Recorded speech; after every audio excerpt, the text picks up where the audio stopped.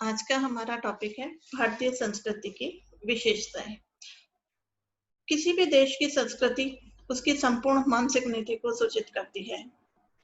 यह व्यक्तिनिष्ठ न होकर अनेक व्यक्तियों द्वारा किया गया एक बौद्धिक प्रयास है। सभी व्यक्ति अपने सामर्थ्य और योग्यता के अनुसार संस्कृति के निर्माण में सहयोग प्रदान करते हैं। मनुष्य विभिन्न स्थानों पर रहते हुए विशेष प्रकार के सामाजिक वातावरण, संस्थाओं, प्रथाओं, व्यवस्थाओं, धर्म, दर्शन, लिपि, भाषा तथा कलाओं का विकास करके अपने विशिष्ट संस्कृति का निर्माण किया करते हैं। भारतीय संस्कृति का निर्माण भी कुछ इसी प्रकार हुआ है। संस्कृति समाज का आईना होती है, जिसके विचार, भावना, आचरण और कार्यकलापों के विभिन्न प्रस्तरों से संस्कृति की सिद्धि होती है। सिंधु संस्कृति से वैदिक काल तक भारतीय संस्कृति के आधारभूत तत्वों का निर्माण हो चुका था और गुप्त काल से लेकर आधुनिक काल तक भारतीय संस्कृति के मूलभूत आदर्शों में कोई मौलिक परिवर्तन नहीं आया था। भारत की इस समृद्ध संस्कृति ने उसकी भौगोलिक परिस्थितियों और उसके ऐतिहासिक अनुभवों ने, उसके धार्मिक विचारों और उसके आदर्शों ने उसे एकता और अखंडता प्रदान की। सर्वगुण संपन्न भारतीय संस्कृति के इस ढांचे ने काल के घातक प्रहारों और आक्रमणों से भारतीय संस्कृति की रक्षा की है। यद्यपि इस संस्कृति ने हजारों वर्षों के दीर्घ काल में अनेक उतार चढ़ाव देखे हैं, फिर भी भारतीय संस्कृति का मूल ढांचा अपनी इन्हीं विशेषताओं के साथ आज ज्यों का त्यों विद्यमान है।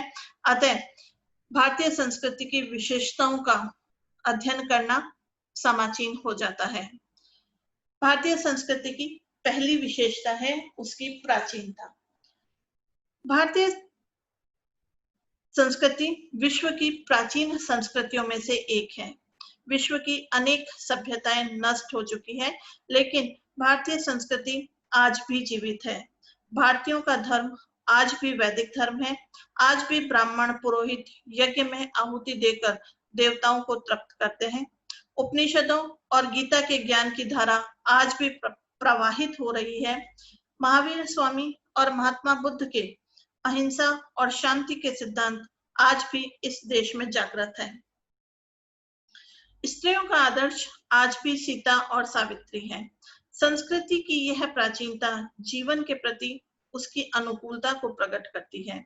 कालांतर में इसमें अनेक मिलावटें आई, फिर भी मूल रूप से भारतीय संस्कृति के अनेक अंग भारत के लिए मूल्यवान बताए जाते रहे।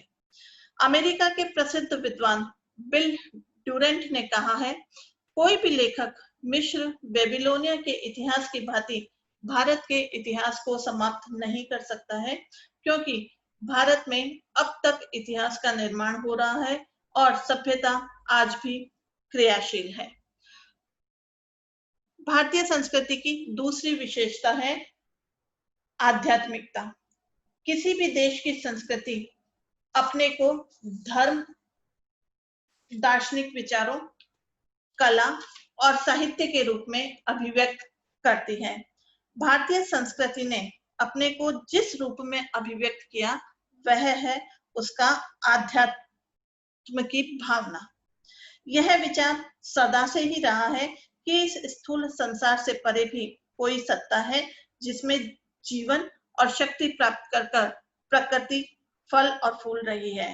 भारत में यह विचारधारा भी प्रचलित रही है कि जो अपने को सब में और सबको अपने में देखता है वही देवता है। इसी विचारधारा के कारण देश में धार्मिक या सांप्रदायिक द्वेष नहीं है। यद्यपि महात्मा बुद्ध और महावीर स्वामी ने वैदिक धर्म को चुनौती दी, लेकिन कोई विशेष परिणाम नहीं निकला, बल्कि यहाँ के सनातन वैदिक धर्म ने उन्हें अपने में लीन कर लिया। यवन, शक, कुषाण आदि को भी इसी भावना के द्वारा भारतीय संस्कृति का अंग बनाया गया। यद्यपि हिंदू धर्म में अनेक मत और संप्रदाय हैं, लेकिन सभी की प्रेरक शक्ति आध्यात्म की मूल भावना है। मुसलमानों के साथ भी समन्वय की भावना रही है। सूफियों का रहस्यवाद और योग साधना भारतीय आध्यात्म का ही अंग रहा है। मानव जीवन का सर्वोच्च लक्ष्य आध्यात्मिक पद्धतियों पर चलते हुए ब्रह्म ज्ञान को प्राप्त करना है और यही लक्ष्य आज भी भारतीय संस्कृति का अंग बना हुआ है। भारतीय संस्कृति की तीसरी विशेषता है सहिष्णुता।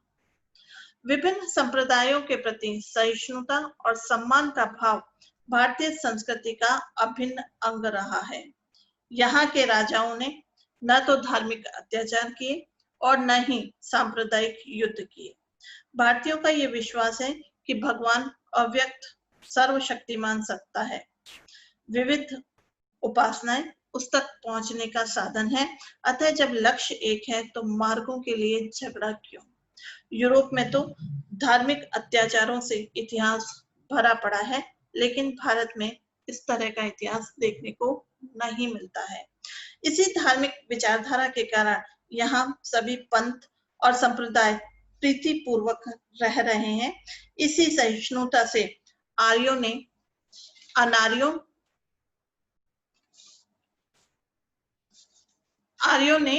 अनार्यों की उपासना विधि को स्वीकार कर लिया।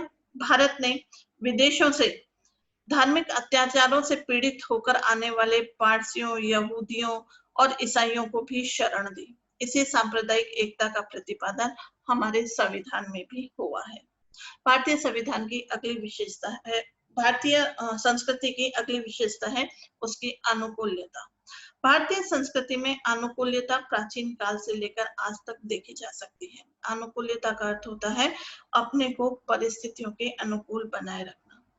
जीव शास्त्र का यह नियम है कि वही प्राणी दीर्घजीवी होता है जो अपने को परिस्थितियों के अनुकूल ढाल लेता है, और यही बात संस्कृतियों पर भी लागू होती है। परिस्थितियां निरंतर परिवर्तित होती रही और हमारे समाज, धर्म, आचार विचार आदि में निरंतर परिवर्तन आता गया, किंतु ये परिवर्तन इतना सूक्ष्म था कि हमें पता ही नहीं चला। वैदिक युग से वर्तमान युग तक हम काफी बदल चुके हैं। जैसे उस समय हमारा धर्म यज्ञ प्रधान था, जबकि आज हमारा धर्म भक्ति प्रधान है। विभिन्न आक्रांताओं के कारण भारत में प्रवेश करते ही नवीन परिस्थितियां जो थी वो पैदा कर दी थी, लेकिन उसमें भी इसी अनुकूलता की प्रवृत्ति ने भारतीय संस्कृति को बचाए रखा था। भारतीय संस्कृति की अगली विशेषता है ग्रहणशीलता। सहिष्णुता से ग्रहणशीलता की प्रवृत्ति जो है वो अपने आप उत्पन्न होती है। ग्रहणशीलता का अर्थ होता है जो नए तत्व आते गए उन्हें अपना अंग जो है वो बनाते रहे। ईरान, यूनान, अरब और आधुनिक यूरोप के निवासी भारत आए और कुछ समय तक शासन किया। इनमें से कुछ स्थायी रूप से भारत में बस गए। अर्ध सभ्य शक, हूण, मंगोल और तुर्क भी बहुत लंबे समय तक लूट खसोट करते गए, किंतु बाद में अधिकांश भारतीयों के अंतर्गत घुल मिल गए। अब इनका हमारी जनसंख्या में कोई पृथक अस्तित्व नहीं रहा है। इन्होंने हमारे भाषा, धर्म, नीति, रीति को जो था वो अपना लिया।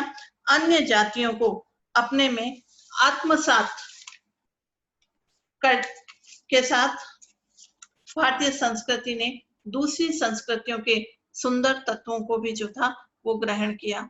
भारतीयों ने ज्योतिष और कला यूनानियों से और इस्लामी प्रभाव से ही समृद्ध जो थी वो हुई थी। भारतीय संस्कृति की अगली विशेषता है समन्वयवादिता। दूसरी सभी संस्कृतियों के साथ समन्वय स्थापित करना भारतीय संस्कृति की एक अन्य विशेषता रही है। भौतिक और आध्यात्मिक जीवन का सुख समन्वय पर ही आधारित रहा है। मनुष्य का विकास इहलोक और परलोक दोनों स्थितियों के समन्वय से ही संभव है। अनुकूल और प्रतिकूल, सहयोग और विरोधी प्रवृत्तियों में समन्वय स्थापित करके चलना भारतीय संस्कृति का मूल आधार रहा है। सामाजिक संस्थाओं के जो नियम और आचरण थे वह भी समन्वय पर ही आधारित थे। वर्ण व्यवस्था में शूद्र को निम्न मानकर ब्राह्मण के लिए उसका दान न ग्रहण करने का निर्देश दिया गया, किंतु विशेष परिस्थितियों में दान ग्रहण करने का विधान भी बताया गया। आश्रम व्यवस्था में गृहस्थ का भोगी जीवन और दूसरी ओर सन्यासी का योगी जीवन समन्वयात्मक प्रवृत्ति का प्रबल उदाहरण देखने को मिलता है। भारतीय संस्कृति की एक और विशेषता है सर्वांगीणता। व्यक्ति का सर्वांगीण विकास भारतीय संस्कृति का आधारभूत विचार है। सर्वांगीण विकास का लक्ष्य ऐहिक और परलौकिक दोनों प्रकार की उन्नति करना है। भारतीय संस्कृति में शारीरिक, मानसिक और आध्यात्मिक तीनों प्रकार की शक्तियों के विकास पर बल दिया गया है। भारत में प्राचीन काल से शरीर, मन और आत्मा के सामंजस्यपूर्ण विकास को जीवन का लक्ष्य बताया गया है। शास्त्रकारों के अनुसार मनुष्य को चारों पुरुषार्थों को प्राप्त करने का प्रयास करना चाहिए। पहला और अंतिम आत्मिक विकास के लिए है, दूसरा और तीसरा तन और शरीर के विकास के लिए बताया गया है। इस प्रकार भारतीय संस्कृति की जिन विशेषताओं का हमने उल्लेख किया है, वे प्राचीन काल से लेकर अब तक भारतीय जनजीवन का आधार रही है। यद्यपि समय समय पर संस्कृति में परिवर्तन हुए, किंतु वे परिवर्तन केवल उसके बाह्य आवरण में हुए हैं। संस्कृति के मूल तत्व आज भी वही हैं जो वैदिक काल के अंतर्गत थे। आज भी भारतवासियों के आदर्श वही हैं जो उनके पूर्वज मानते थे। हजारों वर्ष पूर्व राम और कृष्ण को भारतीय आदर्श महापुरुषों के रूप में मानते थे और आज भी मानते हैं।